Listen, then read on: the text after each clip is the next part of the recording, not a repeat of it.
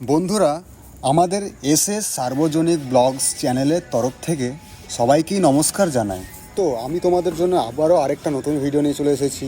আজকের ভিডিওতে দেখাচ্ছি প্লাস্টার কমপ্লিট হয়ে যাওয়ার পর প্রথম কোট হোয়াইট সিমেন্টের কাজ শুরু হয়ে গেছে।